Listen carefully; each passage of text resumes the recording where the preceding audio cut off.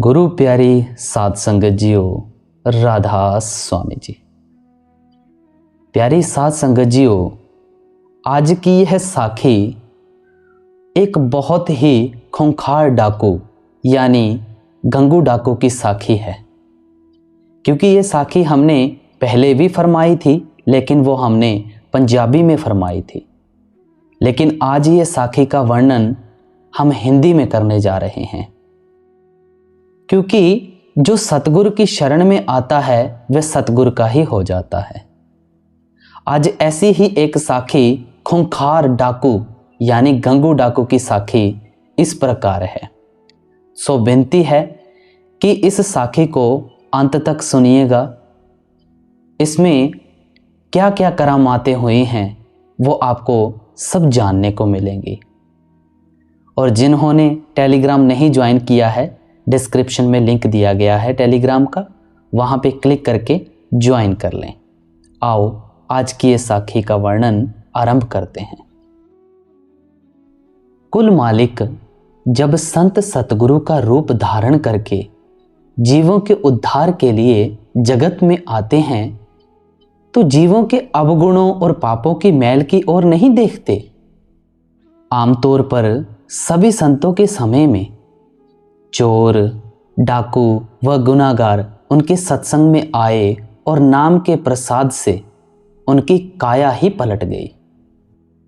भूमिया चोर, विधि चंद डाकू, सज्जन ठग, कोडा राक्षस आदि कुछ नाम ऐसे हैं जो संतों की साखियों में उल्लेख होने के कारण प्रसिद्ध हो गए हैं।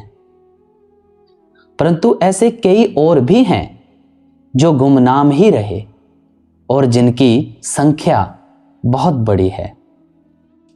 हुजूर महाराज सावन सिंह जी की दया और करुणा का तो ये हाल था, मानो चुन चुनकर पापी व गुनाहगारों का उद्धार करने के लिए ही आए हों। हुजूर ने खुद भी एक बार फरमाया था कि मेरे हिस्से में तो स्वामी जी महाराज ने बड़े ही सख्त कर्मों वाले जीव दिए हैं। यहाँ गंगू नामक एक डाकू का वृतांत दिया जा रहा है, जिसमें हजूर की अनोखी दया मेहर प्रकट होती है। गंगू डाकू का नाम पंजाब के लोग बहुत समय तक नहीं भूलेंगे। यहाँ का पुलिस विभाग तो उसे हमेशा याद रखेगा। एक समय उसकी ऐसी धाक थी कि उसका नाम लेते ही लोगों में भय छा जाता था। गंगू गुरदासपुर जिले की बटाला तहसील में बीजाचक गांव का निवासी और जाति का जाट था। उसका असली नाम गंगा सिंह था।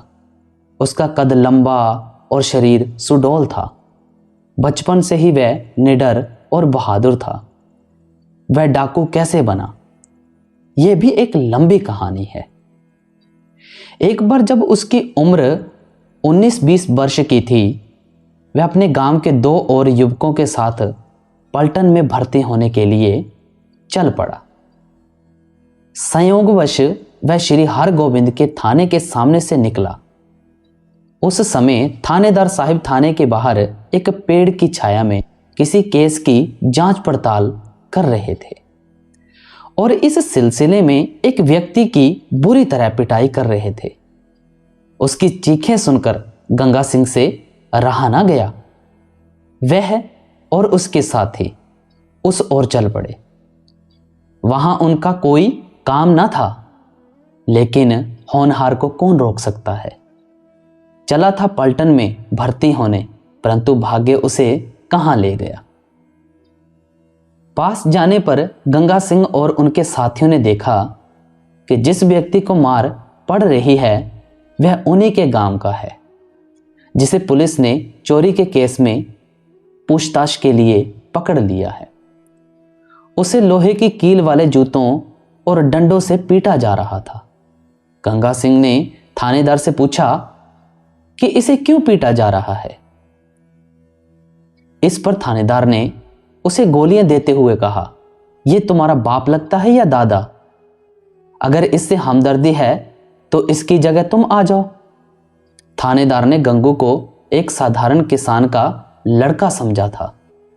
उसे गंगा सिंह के स्वाभिमान और साहस का पता न था। गंगा सिंह गालियां बर्दाश्त न कर सका। उसने अपने हाथ की लाठी उठाई और थानेदार पर वार कर दिया और उस युवक से कहा, उठ बेवकूफ, क्यों पड़ा हुआ मार खा रहा है। यह सुनते ही वह उठ खड़ा हुआ। इधर पुलिस ने भी गंगा सिंह पर लाठी से वार किया। गंगा सिंह और उसके साथियों ने भी लाठियां उठा ली। पुलिस वाले पीटकर भाग गए तथा थानेदार बेहोश होकर गिर पड़ा। इस घटना के बाद ये सब लोग छिप गए। पुलिस ने बहुत तलाश की मगर उन्हें पकड़ न सके। तब से पुलिस और गंगा सिंह में ठन गई और धीरे धीरे वह गंगा सिंह से गंगू डाकू बन गया और उसने थानों और डाकखानों पर हमले शुरू कर दिए। उसका एक गिरोह बन गया और पुलिस ने उसे पकड़ने का इनाम घोषित किया। गंगू की बुद्धि बहुत तेज थी। समय पर उसे ऐसी चाल सूझती कि पुलिस दंग रह जाती। बंदूक चलाने में उसका निशाना अचूक था। 3-4 बार पुलिस की हिरासत तथा जेल की मजबूत कठोरियों से भाग चुका था। जल्दी ही उसकी चालाकी, निडरता और निर्दयता की अनेक घटनाएं प्रसिद्ध हो गईं। गंगू को नाम मिलने का वृतांत भी दिलचस्प है। हुजूर महाराज जी उन दिनों एक संक्रांति को अमृतसर जाकर सत्संग फरमाते थे। एक संक्रांति के दिन हुजूर अपनी कार में मजीठा रोड से सत्संग घर को जा रहे थे। रास्ते में तांगे, रिक्शा, साइकिल, मोटर तथा पैदल जाने वालों की बहुत भीड़ थी। जब हुजूर की कार मजीठा रोड से सत्संग घर की ओर मुड़ी तो एक व्यक्ति हुजूर की मोटर के आगे गिर पड़ा। ड्राइवर ने कार रोक ली और हुजूर कार से नीचे उतरे कि देखें क्या बात है। एक शराबी कार के सामने पड़ा था, लेकिन सौभाग्यवश उसे कोई चोट नहीं आई थी। हुजूर ने उस व्यक्ति के एक साथी की मदद से उसे उठाने की कोशिश की, लेकिन वह लड़खड़ाकर गिर पड़ा। कुछ सत्संगी कार के आसपास इकट्ठे हो गए थे। उन्होंने उसे रास्ते से एक और कर दिया। शराबी तब पूरे होश में ना था, लेकिन हुजूर महाराज का नूरानी चेहरा और शाहशाही जलाल उस पर प्रभाव किए बगैर ना रहा। वह पूछने लगा कि मोटर में कौन था। उसके साथी ने, जो खुद भी थोड़े नशे में था, जवाब दिया कि ये राधा स्वामियों का रब यानी परमात्मा है और कहते हैं कि ये लोगों को नरक से बचाता है। शराबी यानी गंगू ने कहा, हाँ लगता भी रब ही है, चलो उसके पास चलें। सत्संग घर के बरामदे में हुजूर आराम कुर्सी पर विराजमान थे। हमें गंगू के आने का तब पता चला जब वह अचानक आकर महाराज जी के चरणों में गिर पड़ा और सिर हुजूर के चरणों में रख दिया। उसने हुजूर के चरण पकड़ लिए और बोला, तू रब है, मुझे बचा ले। हुजूर ने उत्तर दिया, नहीं, मैं रब नहीं हूं, मैं तो एक मामूली इंसान हूं। पर उसने हुजूर के चरण पकड़े रखे और बार बार प्रार्थना करने लगा कि मुझे बख्श लो। उसकी आंखों से आंसू बहे जा रहे थे। हुजूर ने करुणा भरी मुस्कान के साथ उसे उठाया और सत्संग के लिए पंडाल में तशरीफ ले गए। शाम को नामदान के समय गंगू भी नाम लेने वालों की पंक्तियों में खड़ा था। लगभग 100 अभिलाषियों में से कुछ को लौटा दिया, परंतु गंगू को अंदर भेज दिया गया। हुजूर ने फरमाया, तुमको मांस व शराब छोड़ना पड़ेगा। उसने कहा, शराब तो मेरी घुट्टी में है, मैं तो इसे छोड़ नहीं सकता, आप ही दया करके छुड़वा दें तो छुड़वा दें। फिर हुजूर ने पूछा, तुम्हारी आमदनी का क्या जरिया है? उसने जवाब दिया, चोरी और डकैती। हजूर ने फरमाया, यह भी छोड़ना होगा, कोई ईमानदारी का काम शुरू करो। सब कुछ मुझे मंजूर है, लेकिन मुझे भूखा ना मारना। गंगू ने हाथ जोड़कर उत्तर दिया।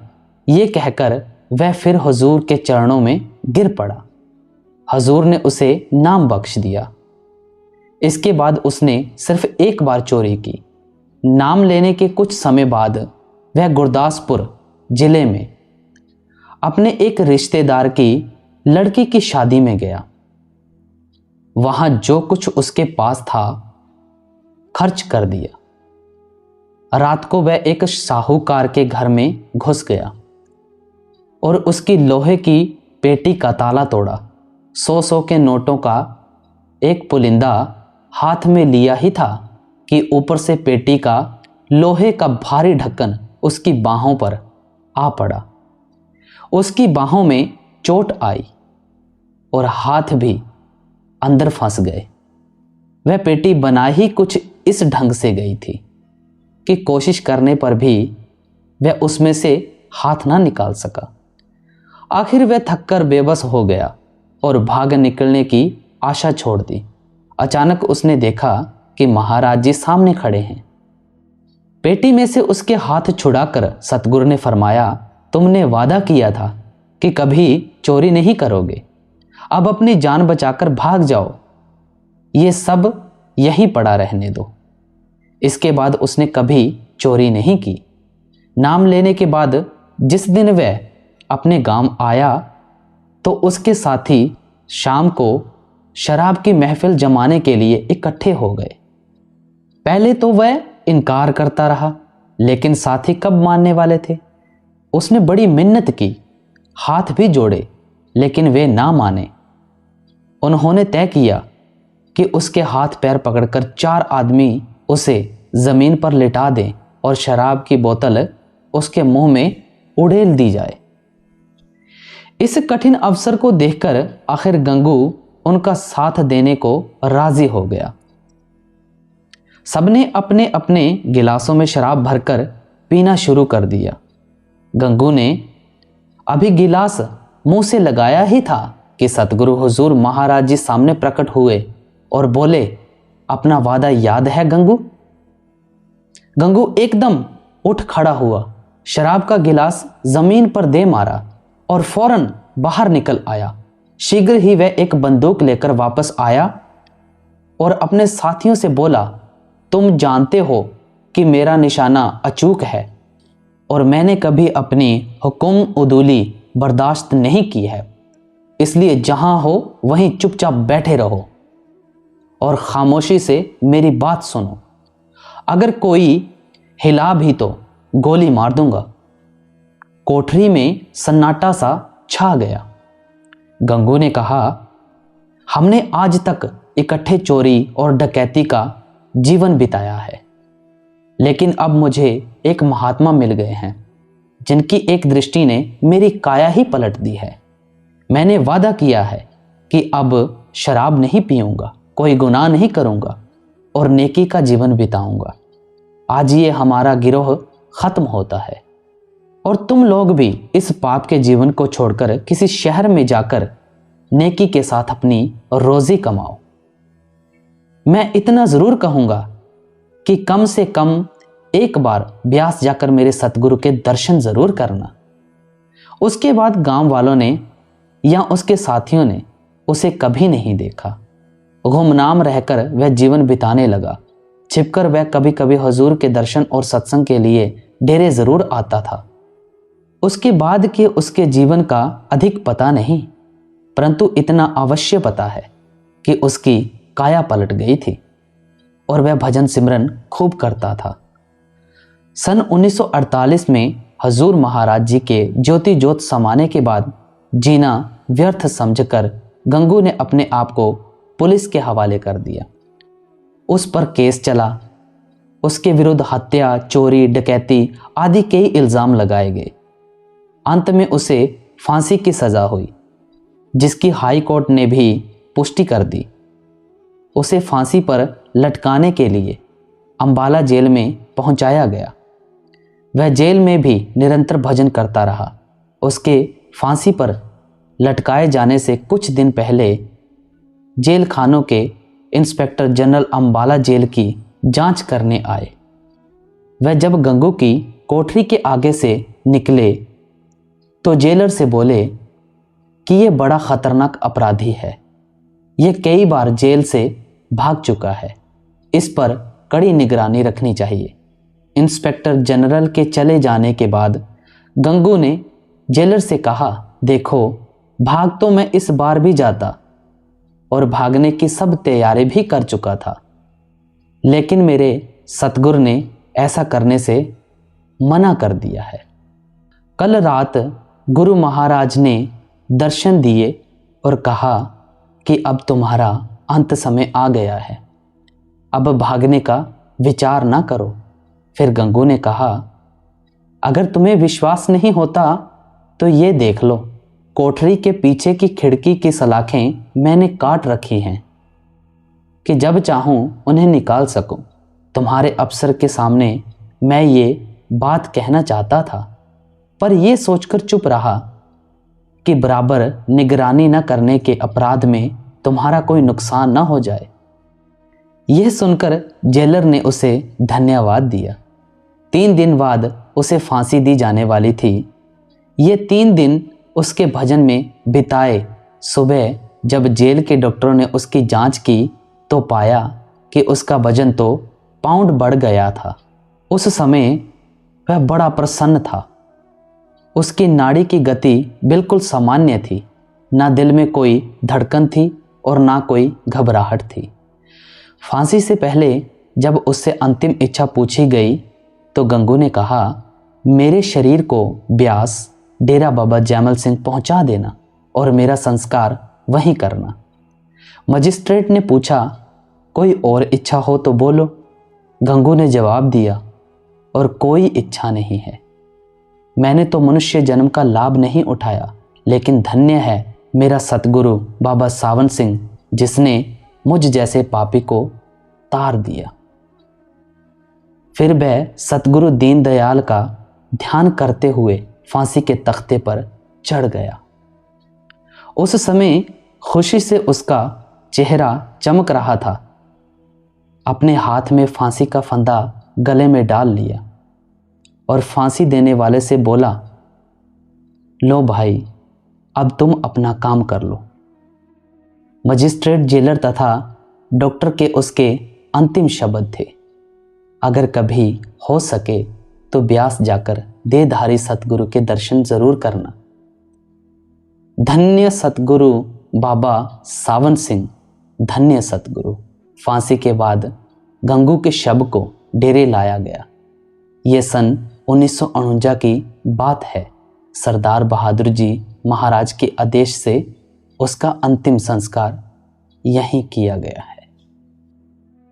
गुरु प्यारी साध संगत जीओ, सच बताऊं तो ये साखी सुनाते सुनाते मेरे अंदर से एक रूहानियत भरी इच्छा जागृत हुई है और उम्मीद करता हूं आपके मन में भी एक अलग सतगुरु के प्रति प्यार उत्पन्न हुआ होगा। मेरी आंखों से जैसे आंसू निकल रहे हैं, ऐसे आपकी भी आंखों से आंसू निकले हों। प्यारी साध संगत जीओ, गंगू डाकू की यह एक सच्ची घटना है जो महाराज सावन सिंह जी के समय में बीती हुई है। प्यारी साध संगत जीओ, हमें इन साखियों से बहुत बड़ी प्रेरणा मिलती है कि हमारे सतगुरु कितनी पहुंची हुई हस्ती के मालिक हैं।